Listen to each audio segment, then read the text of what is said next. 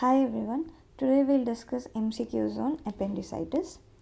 So before going to that, we'll look into the Alvado score. So this is an important score where you have the total score of about 10 and it helps in the diagnosis of acute appendicitis. The first thing is right lower quadrant tenderness, which has the maximum point, that is 2 points, and elevated temperature, patient having fever gets 1 point, and rebound tenderness in the right iliac fossa is 1 point, and the other symptoms such as anorexia, nausea or vomiting, and migratory pain to the right lower quadrant, that is right iliac fossa pain, is 1 point each, and the total leukocyte count more than 11,000 is given 2 points, and left shift of the total leukocyte count, the percentage of leukocytes more than 75% neutrophils is taken as 1. The total score is 1. More than 7 or 8 is definitively diagnosis of acute appendicitis. So coming to the other commonly seen signs in acute appendicitis, Dunphy signs, pain on coughing. So whenever patient coughs, pain in the right iliac fossa is seen in acute appendicitis. Rousing sign. So when rousing sign, so whenever we palpate on the left iliac fossa, so the patient will have pain in the right iliac fossa, that is rousing sign. Aaron's sign is pain or pressure in the epigastrium or anterior chest when firm pressure is applied in the Mcqs point. So coming to the Mcqs point, so this is the line drawn between the ASIS and the umbilicus. So medial a junction between the medial 2/3 and lateral 1/3 is considered the Mcqs point, and it is the one which guides you the base of the appendix. Bachelor sign, sharp pain created by compressing appendix between the abdominal wall and iliac is seen in chronic appendicitis. Iliopsoas sign, pain on extension of hip, most commonly seen in retrocecal appendicitis, and the retrocecal appendix is the most common position of appendix. Obturator sign, pain on internal rotation of hip, that is obturator internus, so that is seen in pelvic appendicitis. Bloomberg sign, transient abdominal wall rebound tenderness suggesting peritoneal inflammation. Tenhorn sign is pain caused by gentle traction of right testicles in the right iliac fossa. So the pain in the right iliac fossa when you are when you are giving traction on the right testicle is seen in appendicitis. So let's go to the questions.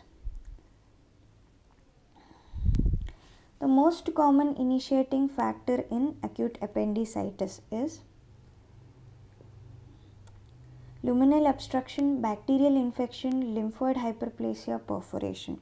So the first initiating factor is luminal obstruction. So following which there will be accumulation of the secretions, bacterial infection, and leading to perforation. Lymphoid hyperplasia is nothing but occluding the lumen.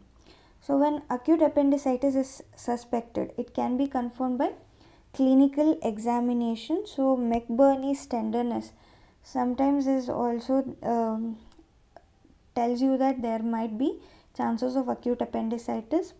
Ultrasound, which is the most common investigation used for acute appendicitis, and CT scan, if there is no confirmatory diagnosis on ultrasound, CT scan is done. Blood counts, that is more than 11,000 total leukocyte counts with more than 75% of neutrophils will suggestive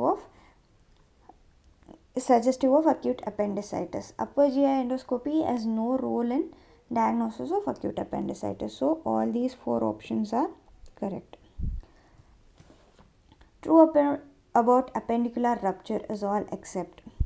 So it is common in extremes of age, yes. Common in people with fecalith obstruction, yes. Early antibiotics prevent rupture? No, they do not prevent rupture. Appendectomy is done always in presence of rupture. So whenever there is a perforation to handle the amount of intra-abdominal sepsis caused, so appendectomy will be required. So the answer is early antibiotics prevent rupture. Most dangerous position of appendix is pelvic appendicitis. Next question. A young boy presented to the casualty with a history of fever, pain abdomen and vomiting. On examination, he was febrile, pulse rate of 104, and resident was eliciting the sign shown below. Identify the sign. So we have already discussed what are the signs. So this is palpation in the right iliac fossa. So it is Mcqs point tenderness. In case of retrocecal appendicitis, which movement aggravates pain? So retrocecal appendicitis is the iliopsoas sign. So whenever there is extension of the hip, the retrocecal appendix will directly come in contact with the psoas muscle, causing its irritation and resulting in pain. So the extension of hip is the right answer. Earliest symptoms in acute appendicitis, the earliest symptom is pain. A patient with Crohn's was open and an inflamed appendix was found. The treatment of choice is, so whenever they have not given whether the ileocecum is involved by the Crohn's disease, or how is the base of the appendix, or without any description about the ileum or the cecum or the base of the appendix, the answer would be appendectomy. If the ileum and the ileocecal junction or the cecal base or the appendical base or the cecum is inflamed, better not to do appendectomy because of risk of increased risk of fecal fistula. So ileocolic resection, anastomosis, it depends only when if they give the description about ileum and the cecum.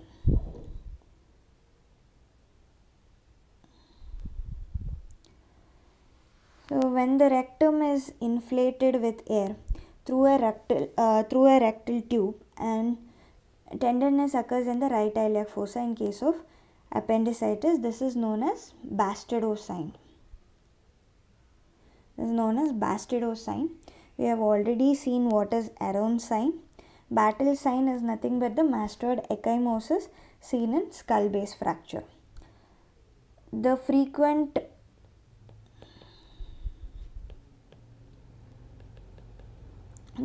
mechanism in perforation of appendix is it is due to tension, gangrene due to accumulating secretions.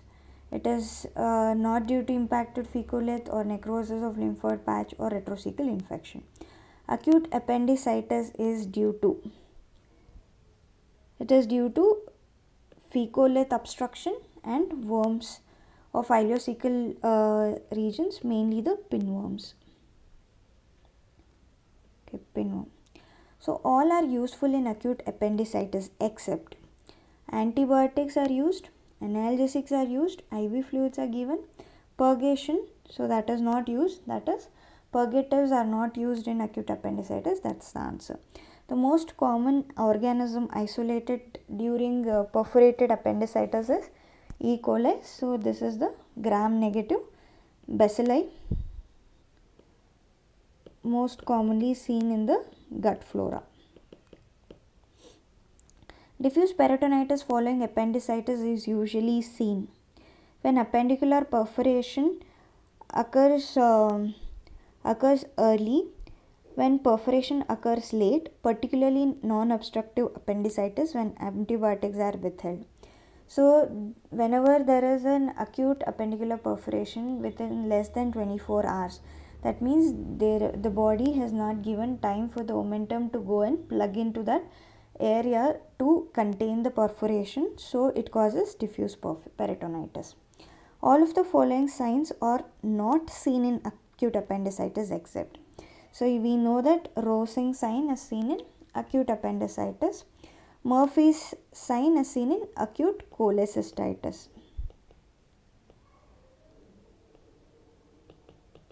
Boas sign is also seen in acute cholecystitis. Mcqs sign is seen in brain abscess. So the only thing which is which are not seen in acute appendicitis, these three signs are not seen in acute appendicitis, the answer is A. So all are to be done in case of a 20 years old female coming to casualty with right iliac fossa pain with local guarding and tenderness except. So we are suspecting whenever the patient comes with right iliac fossa pain with local guarding and tenderness, the first thing that comes to our mind is acute appendicitis.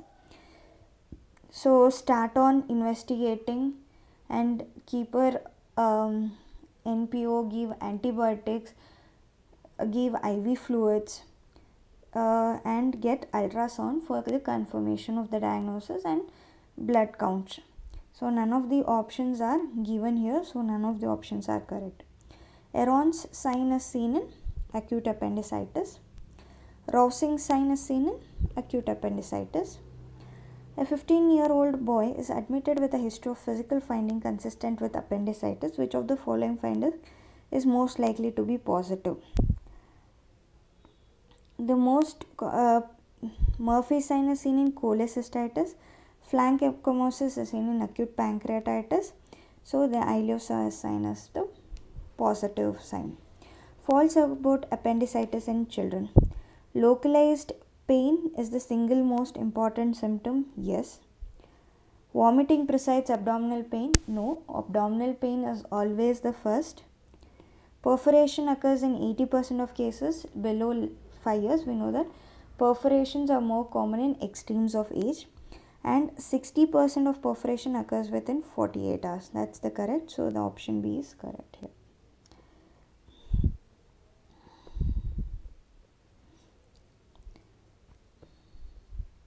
Most common occurrence before appendicitis is blockage of the lumen. In appendicitis, the initial periumbilical pain is eventually localized to right iliac fossa because of it is peritoneum. So first is the patient feels the main thing is appendix is derivative of midgut.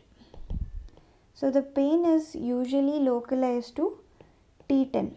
So since it is a visceral organ, so the pain is usually vague and it will be localized to T10 areas periumbilical. When the inflammation is so severe, when the appendix starts irritating the peritoneum in the right iliac fossa, so there will be shifting of the pain to the right iliac fossa. So the main reason for the shifting of the pain to right iliac fossa is peritoneum. Which of the following clinical signs is not associated with appendicitis? Pointing sign is nothing but the Mcburney's tenderness. Rousing sign, obturator sign, so these are all seen in acute appendicitis. Cullen sign is seen in acute pancreatitis, ruptured ectopics.